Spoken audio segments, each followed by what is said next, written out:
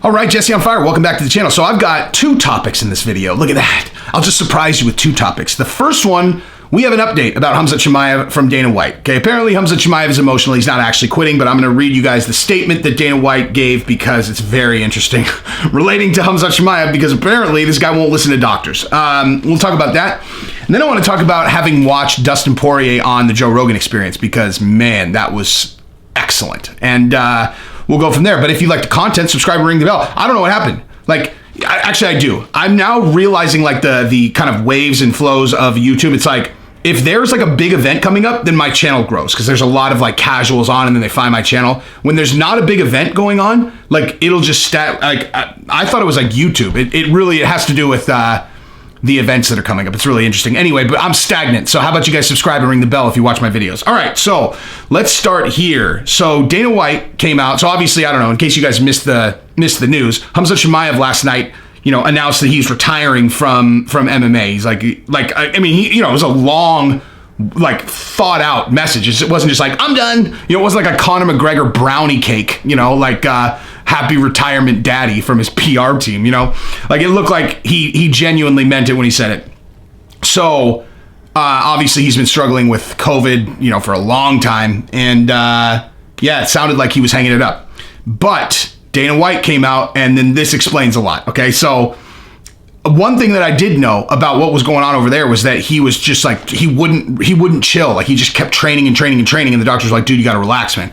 So apparently he came over to the United States. Actually, I'll let Dana tell you. All right. So this is Dana's quote. When he got here, the doctors took care of him and they put him on prednisone, which is a nasty fucking steroid. So he's on prednisone and he's supposed to be taking this thing and chilling, relaxing and letting himself recover. He went in and fucking trained today. Felt like shit and got super emotional and posted that. He's not supposed to be training, but the guy's a savage. He wants to fight every weekend. And now he can't even train. So he just got emotional and posted that, but he's not quitting. Okay, so that's good. So it is interesting that like he's on prednisone and he's just pounding out of work. Like he's just sitting there just training like there's nothing going on. Like, okay, prednisone is gnarly. I know this because my dad has told me a million times, like he had to do prednisone, whatever. He's like, it's the worst thing ever. And Khamzat was like, oh man, it's the worst steroid ever. I think what I should go do is go spar and bang it out, and then so he coughs up blood and he's like, I guess I'm done. The guy's such a set, like it honestly tells me a lot about his mindset where, man, he's going to be tough to beat. Like, just in terms of like getting him to give up in the octagon is just never going to happen. I mean, it sounds ridiculous because it sounds like he gave up last night, but I just mean like in terms of physical, like the way, like, I don't know, man. The guy's in pain and you can't get him to stop training, So I feel like it's going to be hard to get him to stop fighting if you haven't been hurt in the octagon. Anyway, it's neither here nor there. But that's good news. And hopefully someone can just talk to this guy and go, hey, dude, I have an idea.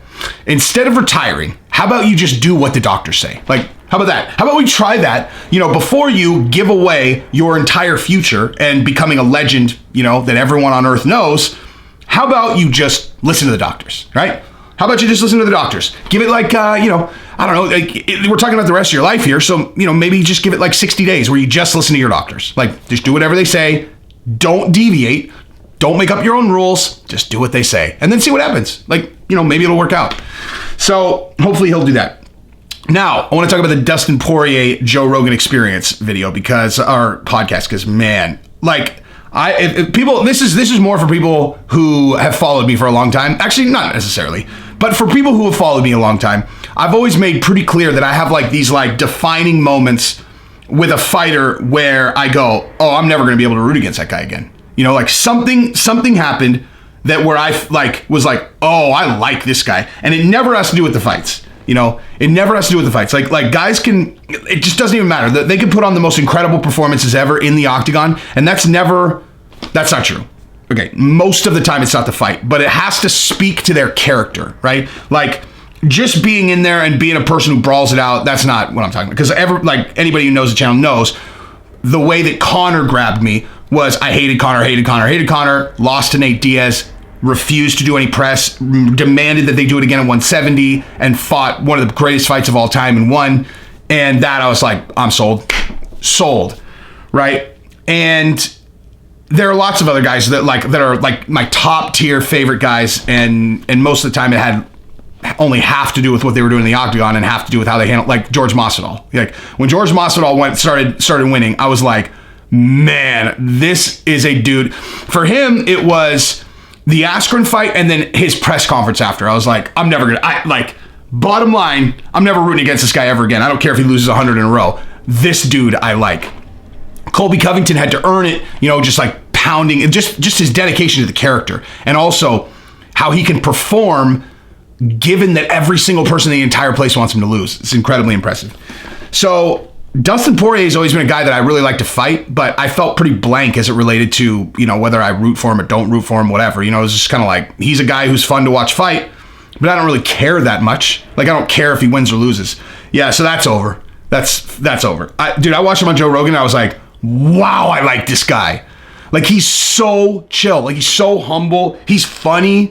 Like, he has no ego. I mean, literally, like, he has like no ego at all.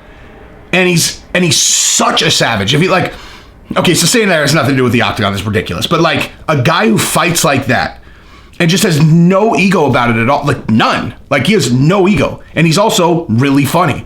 Like the moment that the first clip that I watched was Joe Rogan goes, he's like, what about Conor showing up on that yacht? What'd you think about that? And Dustin goes, that's just baller.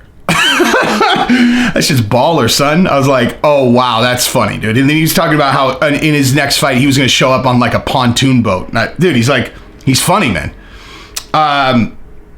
But yeah, I mean, I don't know. Basically, like, if anybody really watches this channel, I think it's because you feel like I'm a fan, as opposed to like someone who thinks they're like some fucking stone expert.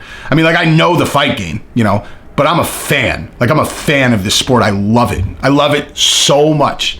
And so when I find myself fanning out on somebody, I feel like I should share it on here. And I'm fanning out on Dustin Poirier. I like him a lot. He and I would be good buddies, man. Like, he's funny, dude. He's funny. So anyway, I would say that it's, again, highly likely that him, George Masvidal, and Colby are all in on this Colby thing together now. Especially, they're all ATT, like, yeah, anyway. So if you liked the content, subscribe and ring the bell. Peace.